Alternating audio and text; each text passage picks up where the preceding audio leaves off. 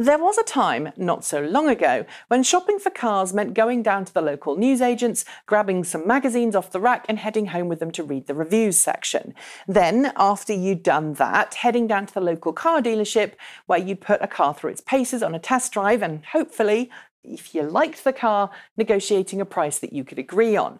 And as part of that process of buying the car, you'd pre-select the car that met your needs in terms of luggage carrying capability, style, driving experience, performance, gas mileage, and of course, price.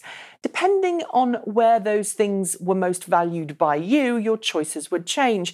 But I'm guessing that the distance you could travel on a tank of fuel either wasn't on the list or was so far down the list of considerations that the salesperson could have told you it did 200 furlongs per tank without you even batting an eyelid. Price, practicality, driving experience, and maintenance costs were what mattered.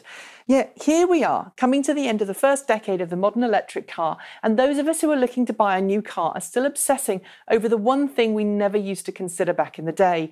How far will it go per charge? Of course, it's for a good reason. When cars like the Nissan Leaf came to market back at the end of 2010, the paltry 84 miles or so that you could squeeze out of the car's battery pack meant that for most people, you needed to charge every night ready for the next day. And to tackle range anxiety on longer distance trips, rapid charging was the way that car companies tried to convince us that sub 100-mile electric cars were okay.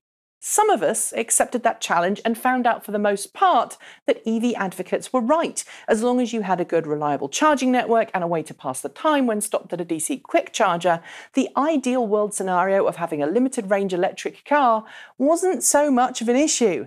But the reality of broken charging infrastructure, poor interoperability, and horror stories about being stranded with a flat battery meant that all of us, even me, suffer from range anxiety. We worry about shorter range electric cars and yearn for one with a longer range. Of course, I get the reason why. Charging up an electric car takes longer than filling a car with gasoline or diesel. And it's for that reason that we yearn for long-range cars so that we don't have to worry about charging all the time. Yet, with most people travelling no more than about 50 miles in an average day, the real-world reality of driving an electric car remains the same. Most of the time, you're going to come home with a partly full battery pack that has probably as much range left as the range you've used up during the day. In all honesty, any car with a range of more than 150 miles, 240 or 50 kilometres, will likely meet all but a few tenths of a percent of your annual driving needs as it stands, and perhaps all of it if you're willing to charge up a few times on a long-distance trip. That is, of course, unless you live in the middle of nowhere, miles from civilization, and the nearest town is 90 miles away, in which case, you probably already know that owning an electric car is going to be kind of tough. So, why do we obsess about range? Well, it's become another spec that we all focus on. A higher number means it's better. It also means it probably takes longer to charge, but I bet you didn't even think about that fact until I just mentioned it, did you? Just like computers, remember the infamous 640k is enough for anyone that's falsely attributed to Bill Gates? Well, we're in an arms race on range that only stops as long as the technology does, just like computers.